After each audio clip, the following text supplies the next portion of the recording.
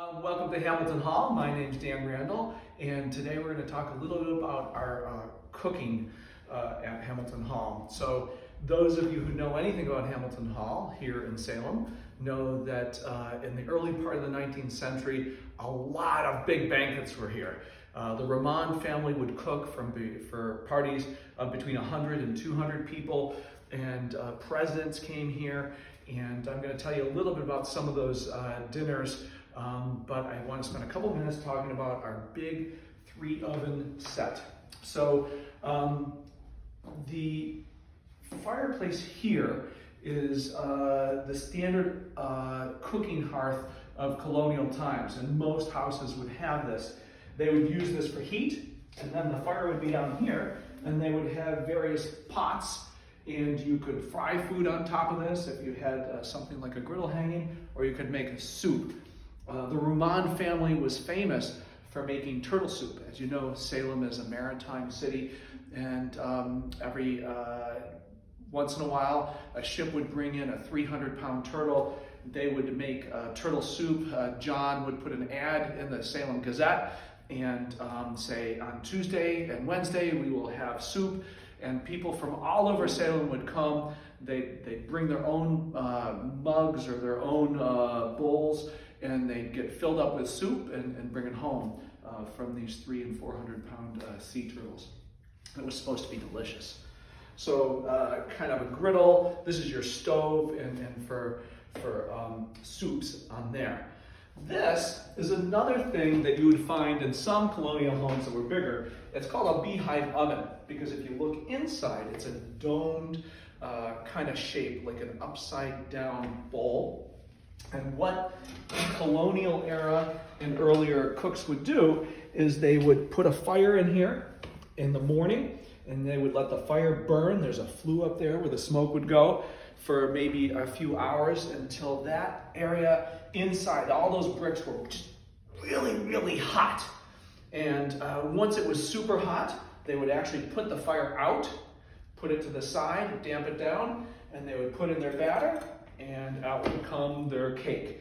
The Ramon family was famous for something called an election cake.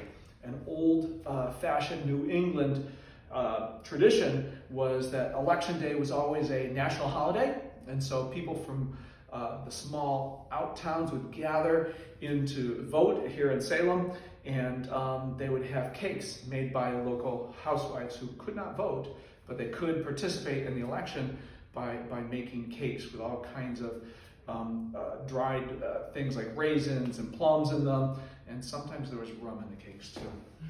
So they would probably make quite a few pastries and cakes here.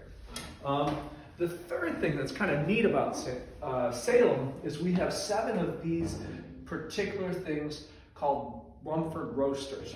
And we do partly, I think, because Count Rumford was actually born in Woburn, Massachusetts. He was originally called Benjamin Thompson, and he was the oldest of several sons.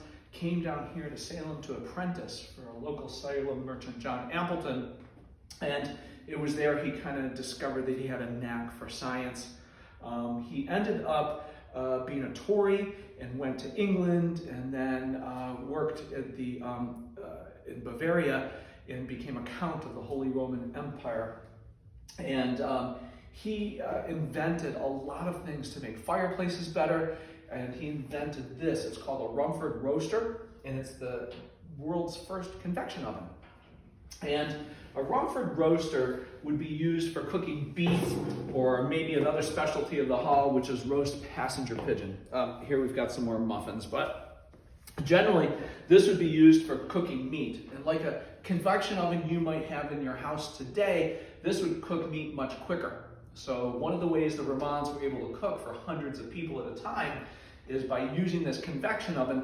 They could cut down the time for cooking maybe roast pigeon or roast beef or roast lamb from an hour down to half an hour, and get the food in and out of this roaster. The way it works is through the passage of air that goes past the food. And how the air goes is when they had the firebox down here, they would make this drum all super hot, and they would have trays that the food would cook on. Then, when they were ready to cook, they would open up these two little nozzles here. What you have a hard time seeing is these nozzles would let air go in here. In the back of the roaster, there's two intakes. So the air would come up in the back of the roaster. And right here, going into the flue of the chimney, are two outtakes. So the air would go in here, up in the back, and across the food. It would be heated because of the fire underneath it, across the food and out here. That convection current, that flow of air going past the food, is almost like the air in a hairdryer, right? So you've got hot, a hairdryer isn't just heat, it's heat plus the passage of wind that dries your hair so much quicker. And this passage of wind would enable food to be cooked quicker as well. Lots of great stories we could tell about this, but maybe that's for another time. Thanks for watching.